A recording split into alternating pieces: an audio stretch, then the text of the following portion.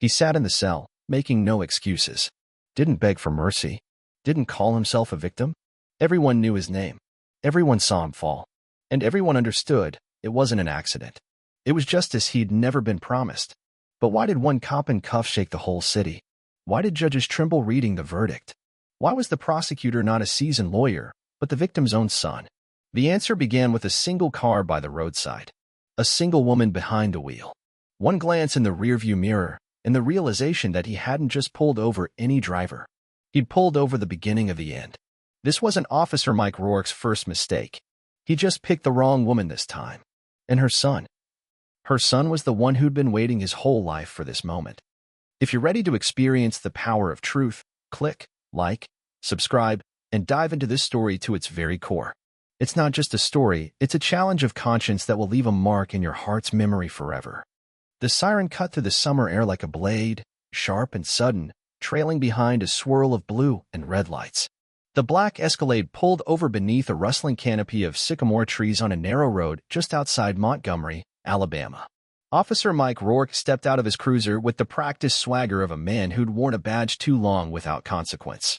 His hand hovered near his holster, not quite threatening, not quite casual. Just enough. The SUV's tinted window rolled down, slow and deliberate. Inside sat a woman, mid-40s, dark-skinned, with a calm that felt unnerving. She wore a black dress, fitted but not flashy, with sunglasses that mirrored the officer's squint. No fear. No apology. Just silence, steady as her hands on the steering wheel. License and registration, Rourke snapped, already assuming she didn't have them. Didn't matter what she said, he was going to run her plates anyway. Her kind always gave him a reason. She passed him the documents with grace, no tremble, no protest. "You know why I pulled you over?" he asked. She tilted her head slightly, as if studying a specimen under glass. "You tell me, officer."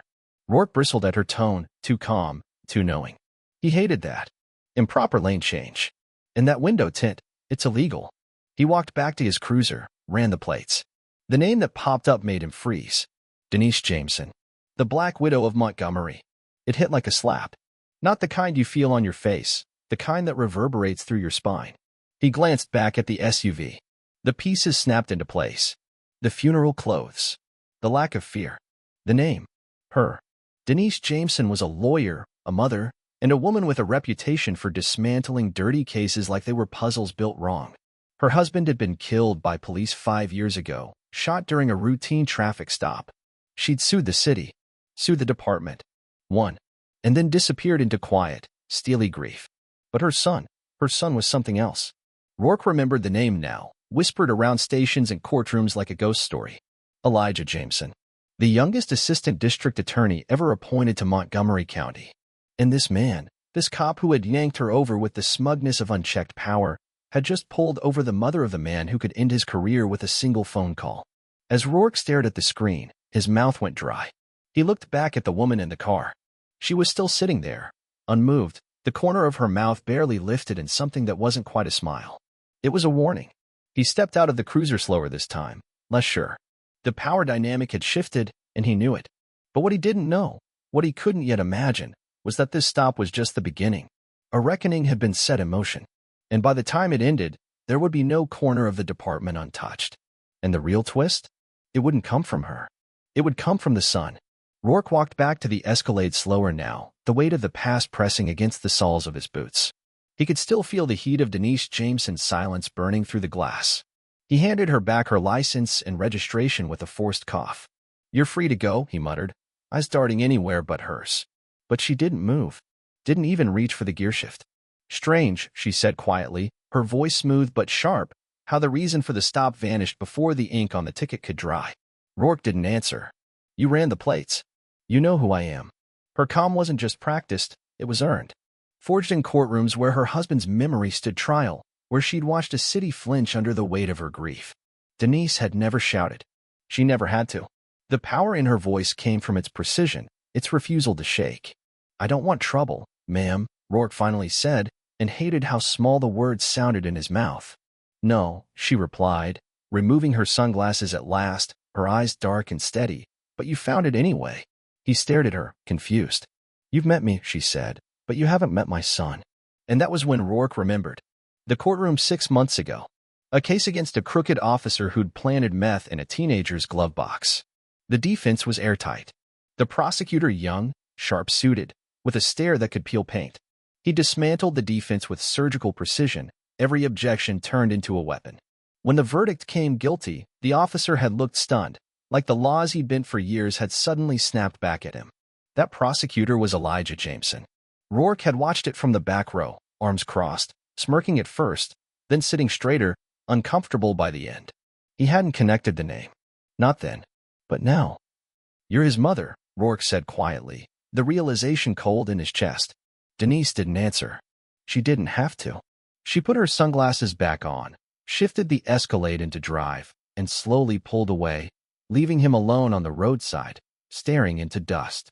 Inside the cruiser, Rourke's radio crackled to life, dispatch asking for a status update. He ignored it. His hands were shaking. He'd crossed a line, and not just any line. He'd just pulled over the woman who had once taken down the city's most decorated officer. The same woman whose son now held sway in every courtroom within 50 miles. And Rourke had a file. A thick one. Complaints that never stuck. Incidents quietly buried. Words like alleged, unsubstantiated, inconclusive. But now, all it would take was one whisper, and Elijah would dig. And Denise? She wouldn't lift a finger. She'd already lit the fuse. The next morning, Elijah Jameson woke before dawn. He always did on court days. His apartment was modest, a few framed photos, stacks of case files, and a bookshelf packed with legal volumes and sociology texts. But on the wall above his desk hung something that didn't belong to the world of law. A yellowed newspaper clipping, laminated and carefully centered. Unarmed man killed in traffic stop. Officer cleared of wrongdoing. Below the headline, a grainy photo of his father. Beside it, a younger version of Denise, her hand clasping her son's. He hadn't been back to that intersection since the night it happened. Didn't need to. That street lived in him now, as muscle memory, as motive. He poured black coffee into a thermos, clipped his badge to his belt, and headed into the Montgomery courthouse just as the city began to stir. On the way up the steps, his phone buzzed. Unknown number. One text. For words. He pulled her over. Elijah stopped walking. For a second, the wind seemed to hush around him. The text didn't need a name. He knew exactly who he was. Mike Rourke, the officer who had been on the list, not his father's killer, but another in the same mold. Protected, arrogant, sloppy. Elijah had already flagged his name on several internal memos. The complaints. The patterns. It was only a matter of time. And now, Rourke had pulled over Denise Jameson. Elijah didn't call his mother. He didn't need to. If she was texting, or letting someone else text for her, it meant she was already setting the stage. He could almost hear her voice. Don't get angry. Get exact. He pivoted. No court today. There was a meeting he needed to take, one that wasn't on the books. The Internal Review Division sat on the 4th floor of an aging city building with peeling paint and a broken elevator. Elijah walked in unannounced, his briefcase swinging like a gavel. The receptionist blinked. "Can I help you, Mr. Jameson?" "I need everything you have on Officer Rourke," he said. Unredacted. The woman hesitated. "That file's restricted. Command hasn't approved." Not asking for permission, Elijah said. "I'm exercising my mandate as Assistant DA under the Civil Enforcement Clause. Paragraph 6.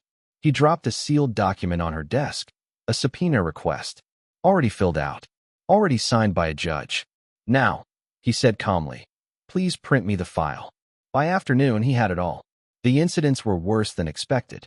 A black teenager cuffed so tight it cut into his skin. A Latina nurse dragged from her car during a routine stop. Reports rewritten. Dashcam footage lost. Supervisors looking the other way. A pattern as clear as daylight, but never exposed. Until now. Elijah stared at the final page. An internal memo, heavily redacted, dated 2 years back. It referred to a sensitive inquiry involving Rourke. The initials at the bottom chilled him. SJ. That wasn't a supervisor. That was Stephen Jennings, the police union president. The man who had brokered backroom deals for decades. The man who sat at the top of the chain that buried men like Rourke under rugs, not bars. And suddenly, Elijah realized, this wasn't about his mother anymore.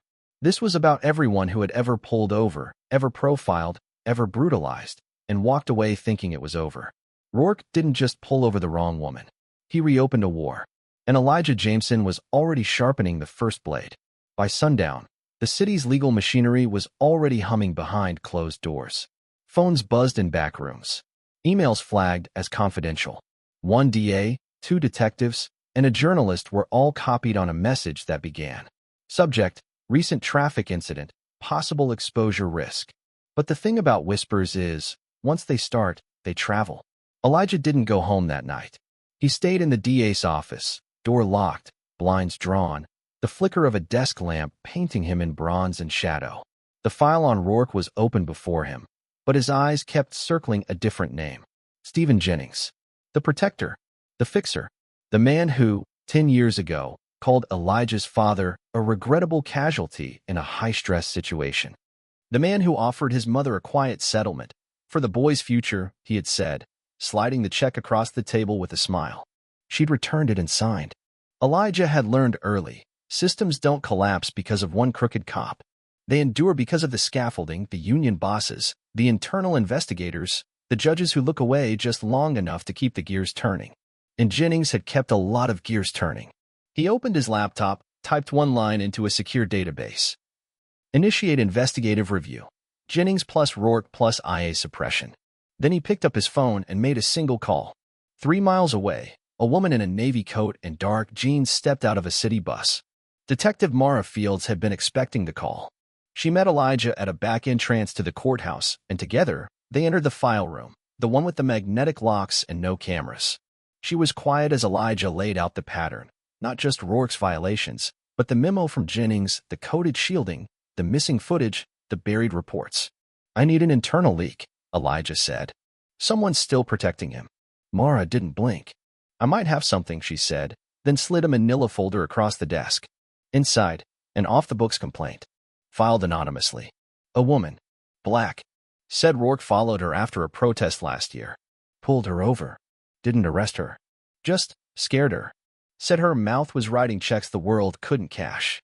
I traced the timing, Mara added. Guess who was in the passenger seat with Rourke that night? Elijah didn't answer. She turned the next page.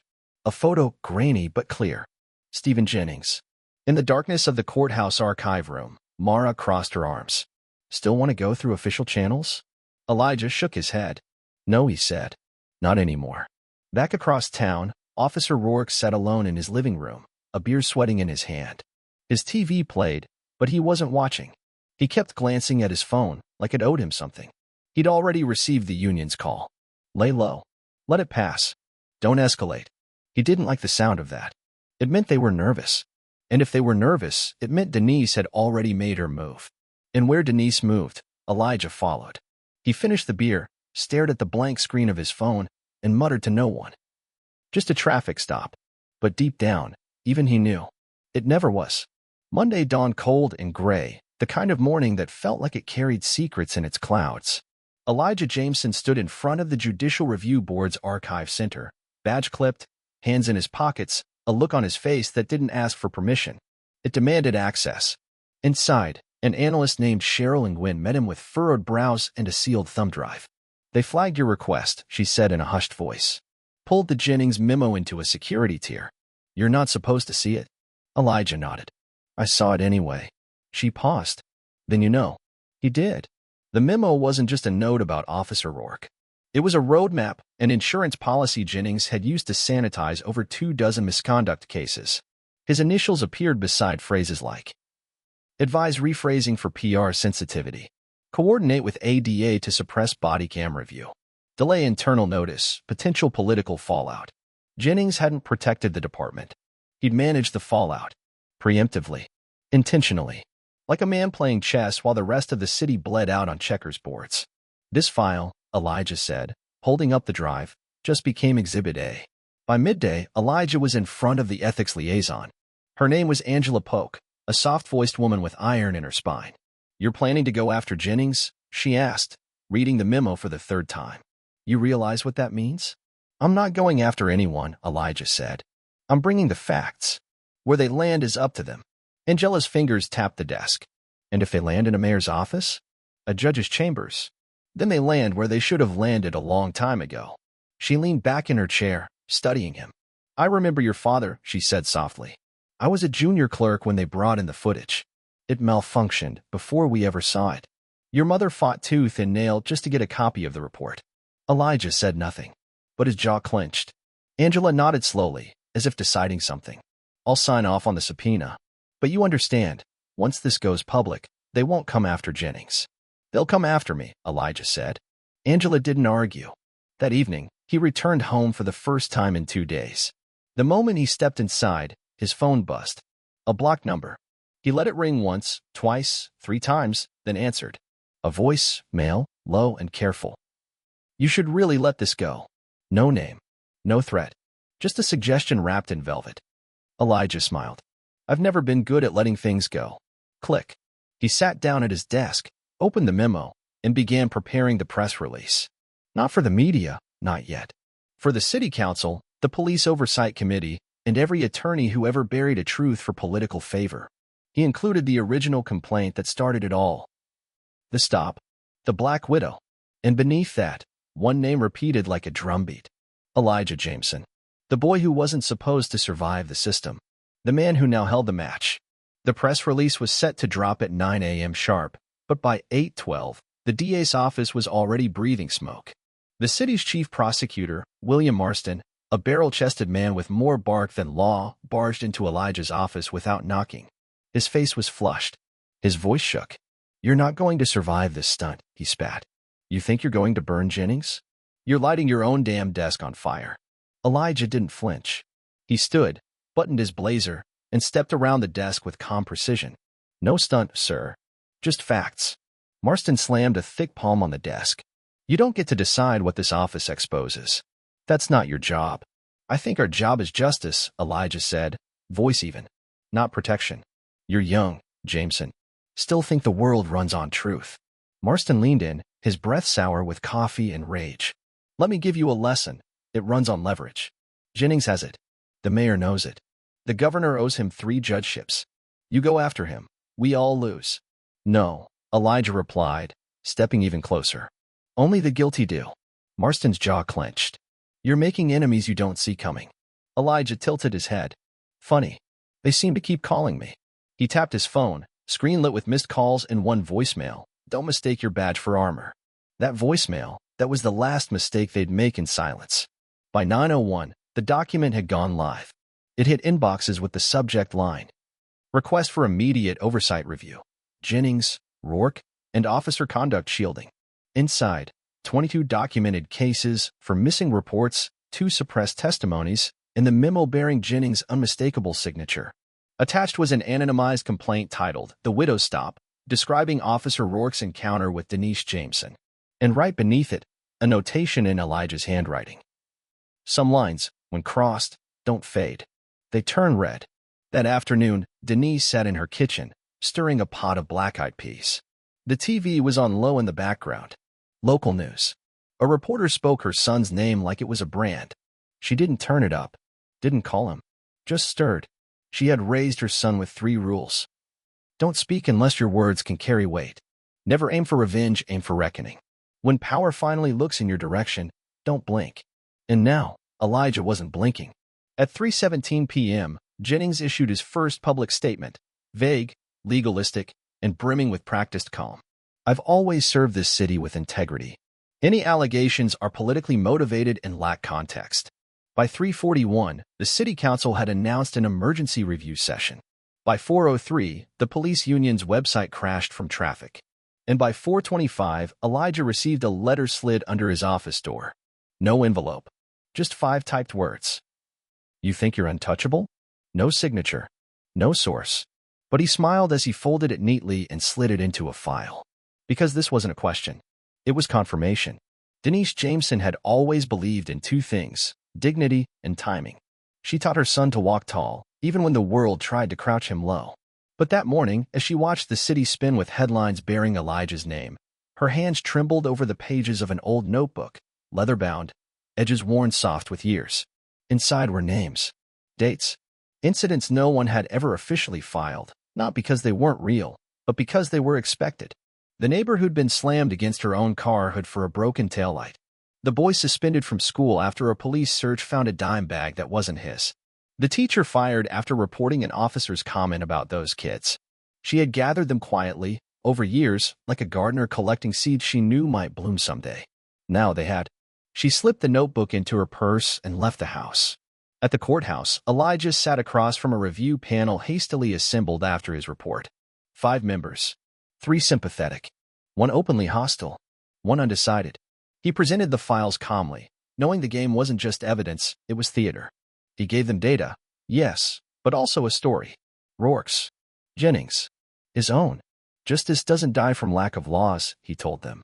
It dies from lack of courage. But the room didn't shift until the door opened at 11:42 a.m. Denise stepped inside. She didn't speak at first, just placed her notebook on the table, its cracked spine whispering as it fell open. And then as she spoke, not as Elijah's mother, not as a grieving widow, but as a witness. Before you decide whether my son's accusations are political, read those pages. See the names. Then ask yourselves, are they all lying? Or have you simply chosen not to see?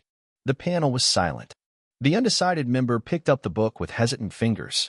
1 page, then 2. Eyes widened. Outside, the city pulsed with protest. Not loud, not violent, just present.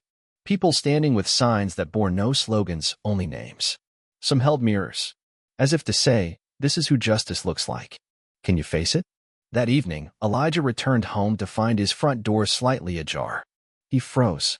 Inside, no broken glass, no mess. But on his kitchen table, someone had left a single object. A burnt matchstick. Next to it, a note. Extinguish it, or everything burns. Elijah stared at the match for a long time. Then he lit another, and dropped it in the sink. It was just after midnight when Mara Fields called. They wiped the footage, she said. Her voice was clipped, cold. The stop, your mother's dash cam, the traffic light camera, gone. Elijah was silent. Not surprised. Just tired. City servers?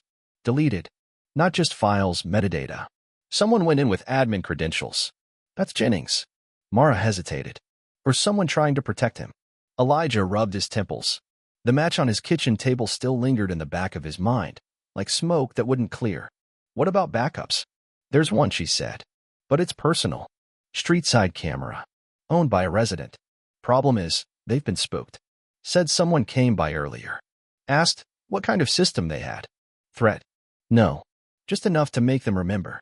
Elijah grabbed his keys. Text me the address. The neighborhood was quiet, its streets tucked beneath the hush of oak trees and suspicion. Elijah parked 2 houses down, approached the porch slow, palms visible. A man answered, older, black, nervous. I'm not here officially, Elijah said. Just here to ask if the truth is still intact. The man studied him for a long moment, then stepped aside.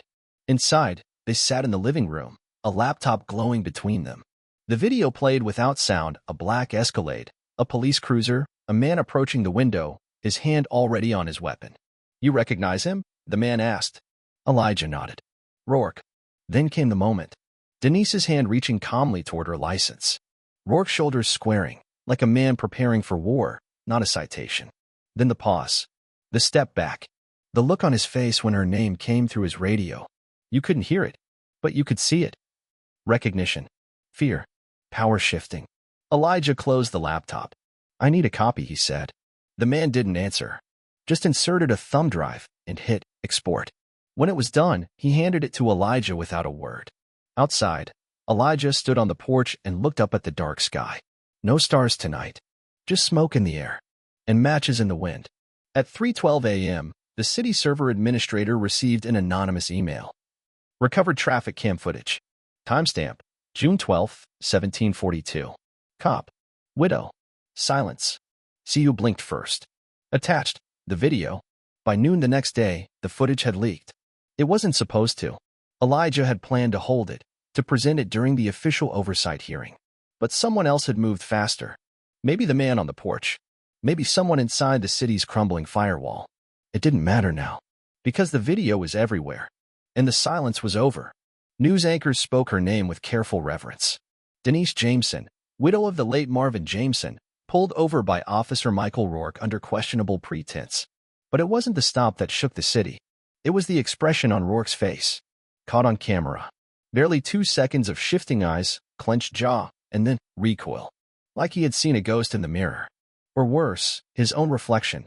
Social media didn't need context. It had already named it. Hashtag the widow was enough. Hashtag her son saw it coming. Hashtag recognition is not remorse. And Rourke? He had vanished.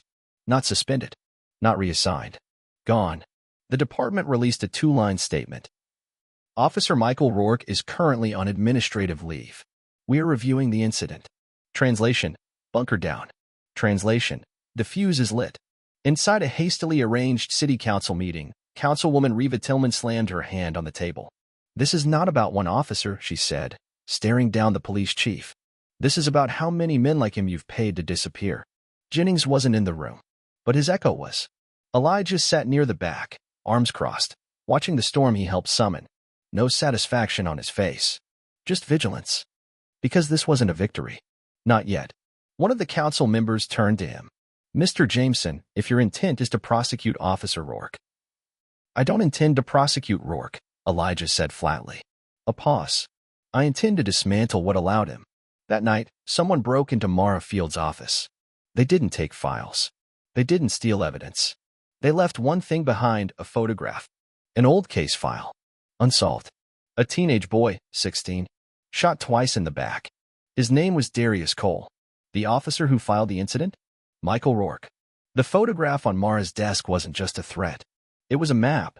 Darius Cole had been a footnote in the department's archives, a tragic altercation swept into the sea of unfiled cases and closed loops. But now, Elijah stared at the image like it was a flare from the past screaming through the dark. He was 16, Mara said quietly. The case was sealed within days. Internal Affairs never even opened an inquiry. Because Rourke filed it under Officer Self-Defense, Elijah replied, flipping through the thin folder. Except there were no witnesses. No body cam. No dash cam. He looked at the image again. There were 2 entry wounds, both in the back.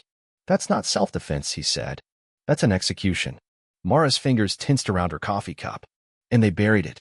The next morning, Elijah filed a motion with the DA's office to unseal all past cases involving Officer Rourke.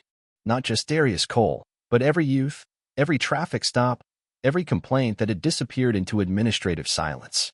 Chief Prosecutor Marston blocked the motion within the hour. Cited lack of probable cause. Elijah didn't argue.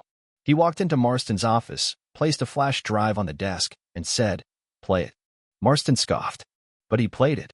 The footage of Denise's stop. Then a folder of sealed names.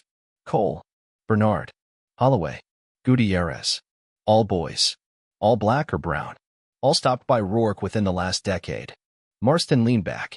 You trying to martyr yourself, Jameson? No, Elijah said. I'm trying to remind you what a system looks like when it's breathing, and what it looks like when it's drowning. Marston was silent. Then, you'll never get Jennings. He's too wired in. Wires burn too, Elijah said. You just need enough current. That afternoon, Denise returned to the courthouse. Not to speak. To watch. She stood in the back as Elijah presented a public petition, over 22,000 signatures, demanding the full unsealing of Rourke's files. Families of past victims lined the gallery. Some with photos. Others with silence. Elijah read aloud. When systems refuse to correct themselves, they require pressure. When justice forgets names, it is our job to speak them again. And when power protects predators, it ceases to be authority and becomes violence. He paused, then lifted Darius Cole's photo. This was a boy, he said. And they counted on you for getting him. At 4:17 p.m., the mayor's office issued a statement. We are placing the Montgomery Police Department under temporary oversight and launching an independent review of officer-involved incidents from the last 15 years. But across town, in a gated house behind high hedges, Stephen Jennings poured 2 fingers of bourbon and stared at his fireplace. The flames danced. But the match hadn't come from him. This time, it had come from the widow's son. And he was only just getting started. Stephen Jennings wasn't a man accustomed to losing. For 2 decades, he had played the city's undercurrent like a violin, nudging appointments, massaging statements, protecting the blue line with quiet nods and legal footnotes. The public never saw his hands, only the outcomes. Officers walked free. Complaints disappeared. Settlements were silent. But now, his name was in the open. The mayor had called him. So had the chief of police. Neither to offer comfort. They weren't asking how to contain it. They were asking how far it would go. At the courthouse, Elijah met with two members of the state attorney general's office. Their suits were sharp, their questions sharper. "Do you have proof Jennings coordinated suppression?" one asked. Elijah didn't blink. "I have memos. I have email trails. I have whistleblowers." "Anonymous?" the second asked. "For now, but not forever." He pulled out a printed transcript of a phone call between Jennings and a junior officer assigned to Rourke's patrol unit. "Just say it was procedure. Don't overthink it. These things blow over." The date matched the day after Darius Cole's death. That afternoon, Mara Fields sent Elijah a secure message. "Got a new name. ADA Tom Wexler. Suppressed 3 early complaints against Rourke. Under Jennings' orders." Elijah stared at it. Tom Wexler, a man who had once given him his first courtroom shadowing assignment, who told him to follow truth, not temperature. Now, exposed as one more gatekeeper, one more hinge in the door that kept justice locked. Elijah stood alone in the archives that night. The fluorescent lights flickered above rows of folders that stretched like tombstones. Names, cases, silence. He ran his hand along one spine. Stopped. Cole, Darius. Then Holloway, Miguel. Then Jameson, Marvin. His father. Sealed. Labeled, reviewed. No misconduct. Filed by Jennings. Initialed by Wexler. The room seemed to tilt, because now it was no longer hypothetical. The rod had touched his blood. Outside, Denise sat in her car, watching the courthouse windows. She didn't go inside. She didn't need to. She had already passed the torch. She had already survived her trial. Now it was Elijah's, and he was about to put the entire city on the stand. By Friday morning, the Montgomery courthouse no longer felt like a place of order. It felt like a storm shelter. The hearing was scheduled for 9 a.m., a preliminary ethics inquiry into the oversight petition Elijah had filed. But by 8:15, the halls were packed. Reporters pressed against the stairwells. Legal aides whispered like clergy. And on the marble steps outside, citizens stood shoulder to shoulder, holding signs that bore only names. Darius, Miguel, Marvin, Elijah. Inside, Elijah waited. Alone. No lawyers. No camera crew. Just a stack of files and a binder of facts that weighed more than any gun. The committee called him in. 5 members. 2 from the Attorney General's office. 1 from the City Ethics Board. 1 judge. And to Elijah's restrained amusement, 1 federal observer flown in overnight. A man with a clean suit and unreadable eyes. He took the oath. Spoke clearly. He didn't accuse. He exposed. These aren't isolated incidents. They're engineered omissions. What looks like silence is actually coordination. What appears as neglect is actually design. And what was done to my mother, last week, last year, and 5 years ago, is not random. It's inherited. He laid out Jennings' memos. The hold and delay emails. The body cam footage transfer logs. The payouts routed through shell nonprofits. He said every name like it was a gavel strike. Wexler. Jennings. Rourke. Then he paused, and added 1 more. Marvin Jameson. "My father died on a sidewalk," he said, voice steady, "because an officer feared him more than the law. But it wasn't the bullet that buried him. It was the paperwork afterward." Gasps rippled through the gallery. Someone whispered God, like a prayer they hadn't meant to speak aloud. And then he gave them the ledger. A list of all sealed cases tied to Rourke and Jennings. Unredacted. Cross-referenced. With victims' families waiting in the wings, ready to testify. The judge on the panel leaned back. The federal observer scribbled something quickly, then looked up and locked eyes with Elijah. And nodded. That night, the city's lead news anchor didn't use the word alleged. She said, "The Jennings Doctrine, as it's now being called, may represent the most coordinated cover-up of officer misconduct in state history." And Denise? She watched in silence. Then, for the first time in 5 years, she exhaled. And wept. Not because she had lost, but because someone, finally, was listening. Stephen Jennings stood in his private office above Union Plaza, lights dimmed, curtains drawn. The city churned below him, sirens, car horns, the distant chant of protesters. He held the official summons in one hand. An indictment. Not sealed. Not symbolic. Federal. He knew this day might come. But he'd always believed he'd see it from behind the glass, not from within the crosshairs.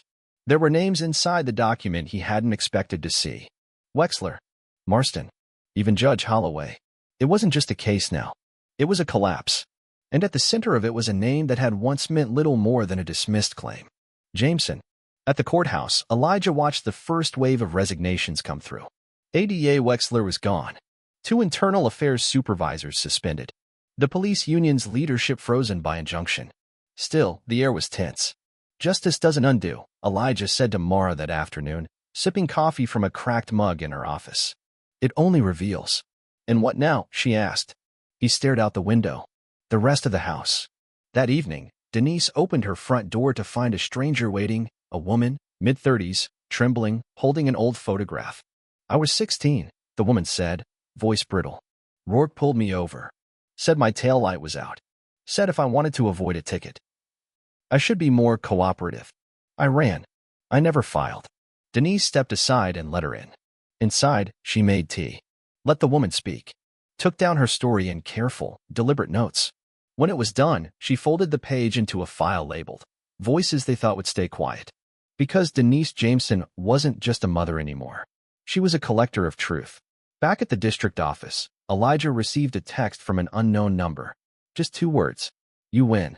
He stared at the screen, expression blank. Then he typed, No, you lose, and pressed send. The trial hadn't started yet, but the courtroom felt like it had. Elijah stood in front of a packed chamber, not as a prosecutor this time, but as a witness in the official federal inquiry against Stephen Jennings. He was calm, composed, but there was a new weight behind his voice. Not fire, not fury, clarity. He recounted the timelines, the documents, the pattern of behavior masked as policy. He didn't raise his voice once. He didn't have to, because the room, and the country, was already listening. Behind him, families filled the rows. Survivors, mothers, widows, names that were once footnotes now turned into living indictments. Denise sat in the back, flanked by 2 women Elijah had never met, both holding laminated photos of sons gone too early. On the bench sat the federal oversight judge, Miriam Glass. Sharp, quiet, watching Elijah with the gaze of someone who had waited too long to see someone speak this truth out loud. When he finished, she closed her notes and said only one thing.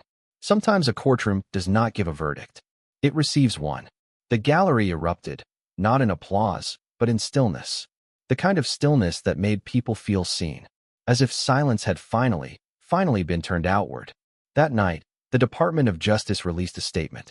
Based on extensive evidence and sworn testimony, we will pursue criminal charges against Stephen Jennings and all named parties involved in the suppression of justice within Montgomery's law enforcement apparatus.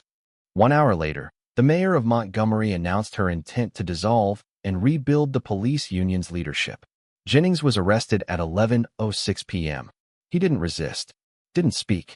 The cameras flashed anyway, because for the first time, he wasn't the one writing the narrative. He was the footnote. In Elijah's apartment, a message waited on his voicemail. He played it once. A man's voice, old rough. Your father was a good man. I watched him try to do the right thing. I was too much of a coward to follow. I'm not anymore. Tell your mother thank you. Tell her, we're finally listening. Elijah stepped out onto his balcony and looked out over the city. Not quiet, not fixed, but cracked wide open. Exactly as it should be. The city was quieter now. Not silent, but no longer pretending. Montgomery had been forced to look at itself, and the mirror hadn't blinked. It had cracked. Inside the courthouse where her husband once stood accused by assumption and buried by silence, Denise Jameson now stood tall. Not behind a podium, not in mourning, but in testimony. She spoke on the final day of the Jennings inquiry. Not about herself, not about Marvin, but about everybody else. You thought you were building a fence, she said, voice low but firm. A fence to keep the righteous out and the corrupt safe inside. But fences don't just keep people out.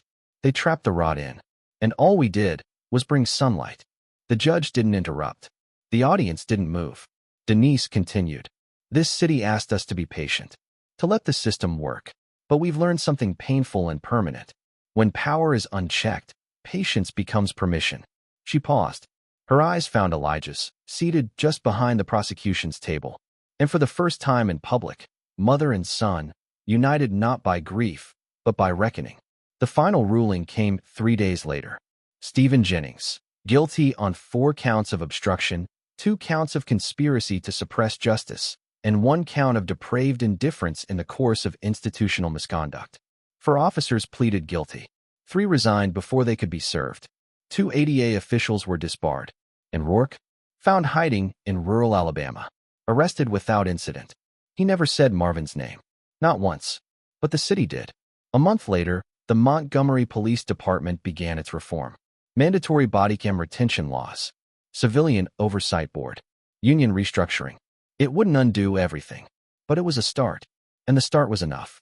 Elijah Jameson declined the governor's offer to run for state attorney general. He didn't want a bigger office. He wanted better ground. Instead, he established the Jameson Initiative, a legal aid network dedicated to reopening sealed cases tied to misconduct across the South. The motto? Justice doesn't expire. Denise returned to teaching, not law, but ethics. One night, she told her students, "The law is not holy. It is a tool. And if you leave tools in the wrong hands long enough, they stop building justice and start protecting power." And Montgomery? It kept moving. A little slower. A little sharper. With names that now lived not just in tombstones, but in legislation. Because a racist cop pulled over a black widow and forgot one thing. Her son had been sharpening justice his whole life. And that stop? That wasn't where the story ended. It was where the system finally said, "I see you." And for once, meant it.